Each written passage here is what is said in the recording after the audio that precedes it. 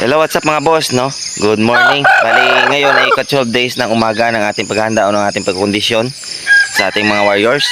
At yun nga, kanina alas 4 nilagay ko sila dito sa cording area or sa TP. Yan. Ito yung isa natin, no?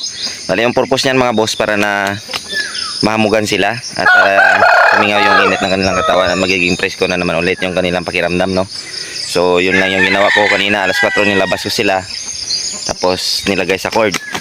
So yun nga, mamaya ipapasok natin sila sa kulungan tapos mga alas 7 ibababa na naman natin ulit sila at ilagay sa square pen at doon na natin sila pagkakainin at hindi na natin sila ipa-exercise ngayong araw. Yun, update ko kayo mamaya mga boss. Yun, magandang umaga ulit sa ating mga boss, no? Bali, nandito tayo sa ating kulungan at nandito na nga yung ating si Itim tsaka si Abuhin. Ngayon sa ika-12 days ng ating paghahanda ay pinasok na natin sila galing sa cord, no? At nakapagpatuka na rin tayo. So ngayong umaga magbibigay tayo ng Vitracin mga boss. Yun, no?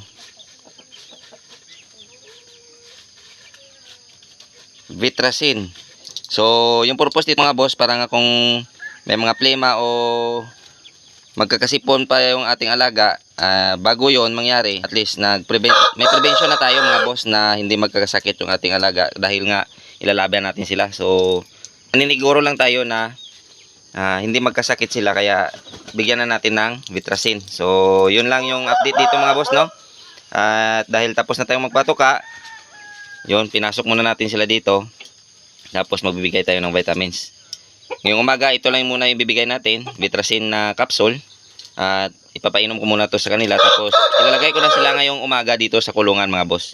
At update ko kayo mamaya kung anong gagawin ko pa. Yun lang muna mga boss.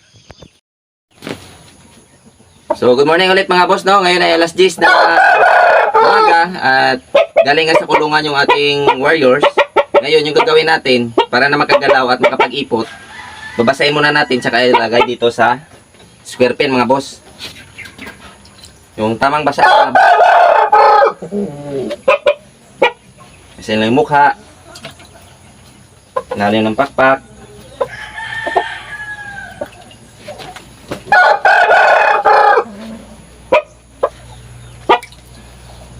Hospital. Saktong basa lang mga boss.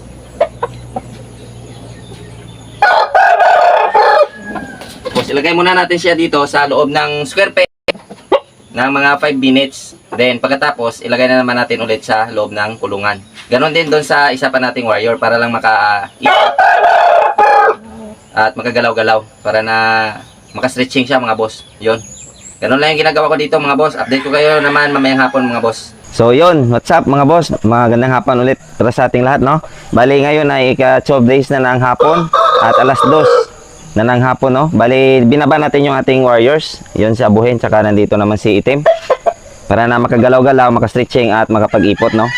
At mamaya after 5 minutes, ipapasok na naman natin sila sa kulungan. Then ilalabas na naman natin sila mamaya mga 4:30 bago magpatuka. Yun. At update ko kayo mamaya mga boss. At ito lang muna yung update dito sa ating mga warriors.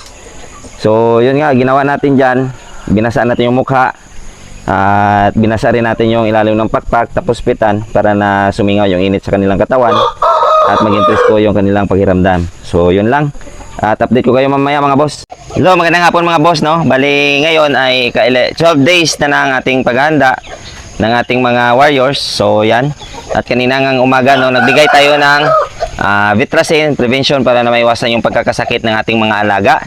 So ngayong hapon may hawak tayo na Viminulac, no? Viminulac.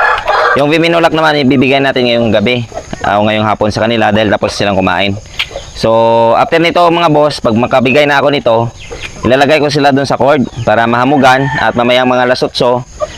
Kung hindi uulan, pero pag medyo nagbabanda na umulan, ipapasok na natin sa kulungan yung ating mga alaga. So hindi ko na ma-video mamaya yung mga gagawin ko mga boss dahil nga madilim na, hindi ako makapag-video.